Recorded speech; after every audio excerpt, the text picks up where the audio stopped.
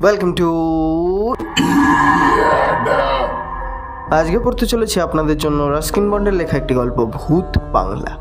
শুরু করার আগে আপনাদের বলে দিই, লাইক করুন, শেয়ার করুন এবং সাবস্ক্রাইব করুন আমার চ্যানেলটি আরও এরকম অচেনা অজানা গল্প শুনতে। আমি নিজেরও কয়েকটা গল্প শোনাচ্ছি আপনাদের জন্য, যা আমি এখন লেখা শুরু করেছি। কয়েকটি গল্প হয়তো সিরিজ অনুযায়ী আসবে, তাই একটু ধৈর্য ধরুন, নতুন কিছু আসছে। লাইক করুন, শেয়ার করুন এবং কমেন্ট করুন আপনার বক্তব্যটি। শুরু করতে চললাম ভূত বাংলা। আমার দিদা শেষমেশ তার সিদ্ধান্ত জানিয়ে দিলেন যে বাড়ি ছেড়ে অন্যত্র ওঠা হবে। কিছুই না, এসব বিড়ম্বনার জন্য দায়ী একটি মাত্র দুষ্টু ভূত, যে বর্তমানে বাড়ির প্রত্যেকের জীবন অতিষ্ঠ করে তুলেছিল। ভূতেরা সাধারণ পিপুল গাছে থাকতে ভালোবাসে, আর আমাদের বাড়ির ক্ষেত্রেও প্রথমটায় তাই হলো। উঠোনের চারিদিকে যে পাঁচিল, তারই গা ঘেঁষে আছে বহু পুরনো এক পিপুল গাছ। পাঁচিলের এপাশটায় আমাদের বাগানের ওপর, ওই পাশের রাস্তার উপরে অনেকটা জায়গা জুড়ে সে ডালপালা বিস্তার করেছে। বহু বছর ধরেই ভূতটা সে গাছের ওপরই থাকতো। একদিন সে কাউকেই বিরক্ত করেনি, মনে হয় রাস্তার গাড়ি ঘোড়া মানুষজন নিয়েই মেতেছিল। এই যেমন রাস্তা দিয়ে হয়তো ডাঙা চলেছে, তখন দিলে সেই ডাঙাটাকে ভয় দেখিয়ে ব্যাস টাট্টু বেচারা ভয়ের ছোটে দিক বেদিক শূন্য হয়ে এমন ছুট দিল যে ডাঙা প্রায় উল্টে যায়। মাঝে মাঝে বাস বা অন্যান্য গাড়ির ইঞ্জিনের ভেতরে সে দিয়ে যাবে, আর কিছুক্ষণ বাদে সে ইঞ্জিন বিকল করে ছাড়বে। আবার কোনো সময় সে সাহেবদের মাথা ধরে সোলা টুপিকে উড়িয়ে নিয়ে যেত। সাহেবরা তখন দেদার সাপান্ত করতো আর অবাক হয়ে ভাবত কেউ নেই, কারোর ইয়ত্তা নেই, কে করলো এই কাজ। দুম করে আচমকা কোথা থেকে এমন বাতাসই বা এলো, আবার নিমেষে মিলিয়েও গেল। তবে ভূতটার উপস্থিতি সে সময় আমরা টের পেলেও বা মাঝে মধ্যে তার শব্দ টব্দ পেলেও কোনোদিন তাকে চোখে দেখতে পাইনি। রাতের বেলা মানুষজন পিপুল গাছের তলাটা এড়িয়ে যেত। লোকে বলতো, যদি তুমি পিপুল গাছের তলা দিয়ে যেতে যেতে হাই তোলো, তবে সে ভূতটা লাফ দিয়ে নিমেষে তোমার গলার মধ্যে ঢুকে পেটের গন্ডগোল বাঁধিয়ে ছাড়বে। আমাদের মালি মনফুল প্রায় শরীর খারাপের দেহে দিয়ে ছুটি নিত, আর তার পেটের গন্ডগোলের সমস্ত দায় চাপত ওই ভূতটার ওপর। কোনো সময়ে হাই তোলার মুহূর্তে মনফুল হয়তো হাত দিয়ে মুখ চাপতে ভুলে গেছে, ব্যাস ভূতটা নাকি দিব্যি টুক করে মুখের ভেতরে ঢুকে পেটে গিয়ে সে দিয়েছে। কিন্তু ব্যাটা সে সময় আমাদের কোনো অনিষ্ট করতো না। কিন্তু যেদিন পিপুল গাছটা কেটে ফেলা হলো, সেদিন থেকেই শুরু হলো তার দৌরাত্ম। দোষটা আমাদের ছিল না একেবারেই। হ্যাঁ, এটা অবশ্যই ঠিক, দাদু পাবলিক ওয়ার্কার্সদের ডিপার্টমেন্ট বা পিডব্লিউডিকে গাছটি কাটার অনুমতি দিয়েছিলেন, কারণ সেটি আমাদের জমির উপরই ছিল। ওরা রাস্তাটা চওড়া করবেন, তাই যেহেতু গাছ আর আমাদের পাঁচিলের কিছুটা সে রাস্তার ওপরই পড়ে গিয়েছিল, তাই সেদিকে সরাতেই হলো। যাই হয়ে থাক, এমনকি ভূতেরাও পিডব্লিউডির সঙ্গে লড়াইয়ের ক্ষমতায় পারে না। কিন্তু তারপরে একদিনও কাটেনি, আমরা আবিষ্কার করলাম ভূত বাবাজি তার গাছ বাসা থেকে বঞ্চিত হয়ে আমাদের বাংলোয় ঠাঁই নিয়েছে। আরেকটি ভালো ভূতকেও তার অস্তিত্ব জানান দিতে দুষ্টু ভূত হতে হয়। তাই এর কয়েকদিনের মধ্যেই টের পেলাম অপদেবতাটি বাড়িতে ঢুকেই সব ধরনের অপকর্ম শুরু করেছে। যেই দিদা চশমাটা খুলে কোথাও রাখলেন, অমনি সেইটা হাওয়া করে দিচ্ছে। না পেয়ে বিরক্ত হয়ে দিদা বীর করতে লাগলেন, ওটা ড্রেসিং টেবিলের উপরই তো রাখা ছিল, আমার বেশ মনে আছে। কিছুক্ষণ বাদেই দেখা গেল বারান্দার দেয়ালে শোভিত স্টাফ করা বুনো শুয়োরের ছোঁচালো নাকের ডগায় চশমাটা বিপজ্জনকভাবে আটকে আছে। বাড়িতে বাচ্চা ছেলে বলতে আমি একাই, তাই আমাকে দোষ সাপান্ত সবই করা হতো সেদিনের মতো। কিন্তু দু একদিন বাদে আবার যখন সেই চশমা হারিয়ে গেল আর বিস্তর খোঁজার পর শেষমেশ দেখা গেল সেটি টিয়া পাখির খাঁচার শিখে দোল খাচ্ছে, তখন সবাই মেনে নিল বাড়িতে নিঘাত আরও একজন কেউ আছে যে এই কাণ্ডগুলি ঘটাচ্ছে। এরপর শুরু হলো দাদুর দুর্ভাগ্য। একদিন সাত সকালে বাগানে গিয়ে আবিষ্কার করলেন তার স্বাদের সুইটিপ ফুল কেউ ছিঁড়ে কুটি কুটি করে মাটিতে ফেলে গেছে। কেন মামা বললেন, বুলবুলিতে ফুল তছনছ করেছে, কিন্তু আমাদের কারণই মনে হলো না যে অত সকালে বুলবুলির দল এসে এমন নির্মমভাবে সমস্ত কুড়ি নষ্ট করে গেছে। এবার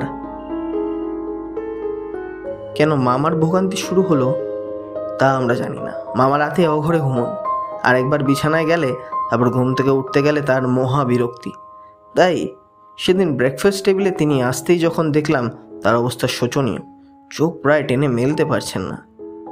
আমরা জানতে চাইলাম তার শরীরটা সব ঠিকঠাক আছে তো। আমি কাল সারা রাত দু চোখের পাতা এক করতে পারিনি, তিনি অভিযোগ করলেন। যখনই ঘুমটা আসছে বিছানার চাদরটা যেন কেউ টেনে নিচ্ছে। কতবার যে জেগে উঠে শুধু মেঝে থেকে চাদরটা তুলে আনতে হয়েছে ইয়ত্তা নেই।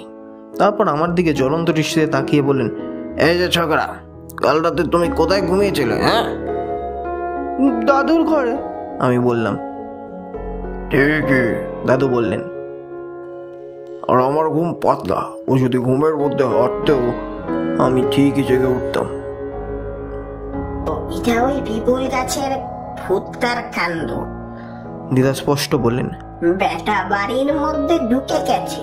প্রথমে আমার চশমা, তারপর সুই টুপি ফুল, আর এখন কিনের বিছানার চাদর।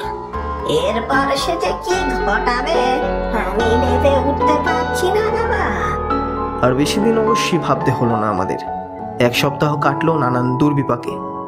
ফুলদানি টেবিল থেকে পড়ে যাচ্ছে, দেয়ালে টাঙানো ফটো দুম করে পড়ে যাচ্ছে, টিপটে টিয়া পাখির পালক পড়ে গেছে। মাঝরাত্রিরে সেই টিয়া আবার রেগে মেগে কর্কশ গলায় চিলচিৎকার করছে। আবার বলা কওয়া নেই, বন্ধ জানলা দরজা খুলে যাচ্ছে আপনাই, আবার খোলা জানলা একা একাই বন্ধ হয়ে যাচ্ছে। সে এক বিশ্রী কাণ্ড। সেদিন আমার মামা দেখলেন তার বিছানায় কারোর একটা কিছু ছাপ পড়ে আছে। তারপর যেই না সেই নিয়ে উঠে জানলার দিকে ফেলতে গেছেন, কোথা থেকে দুটো কাক এসে তাকে প্রবল বিক্রম আক্রমণ করলো। এরপর যেদিন ম্যাবেল মাসি থাকতে এলেন, অবস্থা আরও গুরুতর হলো। ভূতার বোধহয় ওকে প্রথমেই পছন্দ হয়নি। ভদ্রমহিলা সবসময় ভয় তটস্থ হয়ে থাকেন, আর থেকে থেকে অযথা উত্তেজিত হয়ে পড়েন। আর দুষ্টু ভূতগুলোর এমন শিকারই পছন্দ, একেবারে ঠিকঠাক। দেখা গেল টুথপেস্টের টিউবের সঙ্গে দাদুর দাড়ির শেভিং ক্রিম টিউবের অদল বদল হয়ে গেছে। এরপর মাসি যখন মুখ ধুতে যাচ্ছেন, অদ্ভুত ফেনা বেরিয়ে আসছে। আমরা পালিয়ে বাঁচি আর কি দেখে ভয়। সবাই চেঁচিয়ে উঠলেন যে নির্ঘাত মাসিকে পাগলা কুকুরে কামড়েছে। দুদিন যেতে না যেতে এই মাসি এসে অভিযোগ করলেন তার নাকে কে যেন মুসুম্বি লেবু ছুঁড়ে মেরেছে। লেবুটা ছিল রান্নাঘরের তাকে। সেখান থেকে কিভাবে যেন ছুটে এসে ঘর পার করে সোজা মাসির নাকে টিপ করে লাগানো হয়েছে। সে নাক কালছিটে পড়ে গেছে। অর্থাৎ অভিযোগ মিথ্যা নয়। আমাদের এই বাড়ি ছাড়তেই হবে, দিদা চিন্তিত স্বরে বললেন। বেশি দিন যদি এখানে থাকি তবে আর ম্যাবেলের মাথার ব্যামো দেখা দেবে, আমি নিশ্চিত। আমার তো মনে হয় ম্যাবেল মাসি সেটা অনেকদিন আগে থেকেই দেখা দিয়েছে, আমি বললাম। গুরুজনদের সঙ্গে দুর্ব্যবহারের অভ্যাসটা তোমার গেল না দেখছি, তীক্ষ্ণ কণ্ঠে মাসি পাশ থেকে বললেন। যাই হোক, বাড়ি পাল্টানোর প্রস্তাবে আমার আপত্তি নেই, আমি মৃদু স্বরে বললাম। হোমওয়ার্কও করতে পারছি না আমি, কালির দোয়াতে সবসময় ফাঁকা হয়ে যাচ্ছে। সঙ্গে সঙ্গে কেমন মামা চেঁচিয়ে উঠে অভিযোগ করলেন, আরে গত রাতে আমার সুপে দেখি কালি ভাসছে, আমাদের অন্যত্র যেতেই হবে আমার মনে হচ্ছে। দাদু বলে উঠলেন, কয়েক মাস গেলে ভূতটাও ততদিনে বাড়ি ছেড়ে চলে যাবে। বাউলেগঞ্জে আমার ভাইয়ের বাড়ি, আগামী কয়েক মাস সে ওই বাড়িতে থাকবো না, তাই সামনের সপ্তাহে সেই বাড়িতে উঠবো আমরা। শুরু করল অগত্যা আমরা গৃহ থেকে প্রস্তুতি শুরু করলাম। এর মধ্যেই কেটে গেছে আর কয়েকটা দিন, আর ঘটে গেছে কিছু আকস্মিক দুর্বিপাক। যে গরুর গাড়িতে খাটপত্তর ও অন্যান্য আসবাব কিংবা ভারী মালপত্র ছিল সেটাকে সবার প্রথমে রাখা হলো। ওদিকে আমাদের পুরনো ফোর্ড গাড়ির মাথায় স্তুতিপ্রতক হয়ে আছে ভারী ভারী ব্যাগ আর রান্নার বাসন কোসন। আর দাদু স্টিয়ারিং ধরলেন। তখন গাড়িতে বসে সবে গেট পার করেছি, কি করিনি, আকস্মাৎ একটা অদ্ভুত আওয়াজ পেলাম। আওয়াজটা আসছে গাড়ির মাথা থেকে। কেউ যেন আপন মনে খিলখিল করে হাসছে আর কথা বলছে। টিয়া পাখিটাকে মালপত্রে রাখে নাকি? দাদু শুধলেন। না তো, ঠাকুমা বললেন, ও তো মনে ফুলের সঙ্গে গরুর গাড়িতে আছে। সন্দেহ হতে দাদু গাড়ি থামিয়ে গাড়ির দরজা খুলে নেমে আসলেন। তারপর গাড়ির ছাদে শব্দের উৎস খুঁজতে লাগালেন। কই, কিছু নেই তো ওখানে বলে তিনি আবার গাড়ির ভেতরে ঢুকে ইঞ্জিন স্টার্ট দিলেন। আমার মনে হলো যেন টিয়া পাখিটা কথা বলছে। গাড়ি তখন 20 গজ রাস্তা পেরিয়েছে। এমন সময় গাড়ির মাথায় আবার শুরু হলো সেই খলখল হাসির শব্দ। আর তারপরে স্পষ্ট শুনতে পেলাম শুদ্ধ হিন্দিতে কেউ খুব ক্ষীণ স্বরে কিচমিচ করে কথা বলে চলেছে। আমরা সবাই শুনতে পেলাম সেই কথা। তখনই জলের মতো সব পরিষ্কার হয়ে গেল। আমাদের কাছে এই বদমাইশ ভূতটা গাড়ির ছাদে আমাদের সঙ্গেই চলেছে এবং নিজের আপন মনে বক বক করছে। উত্তেজনায় শহর শেষে বলছে, চলো, নতুন ঘর, নতুন বাড়ি, কি আনন্দ, কি মজা হবে। কেমন লাগলো এই অদ্ভুত গল্পটি? ভালো লাগলে লাইক করুন, শেয়ার করুন, সাবস্ক্রাইব করুন। রাস্কিন বন্ডের এই নতুন গল্পটি আপনাদের শোনালাম বলে। আর আমার নতুন গল্প আসছে, যেটা আমার অরিজিনাল গল্প। আপনাদের হয়তো খুব ভাল লাগবে বা খুব খারাপ, আমি জানি না। লাইক করুন, শেয়ার করুন, সাবস্ক্রাইব করুন এই গল্পটির জন্য আরও অসাধারণ গল্প শুনতে, যা হয়তো আপনি আগে এই বাংলার বুকে শোনেননি। ধন্যবাদ।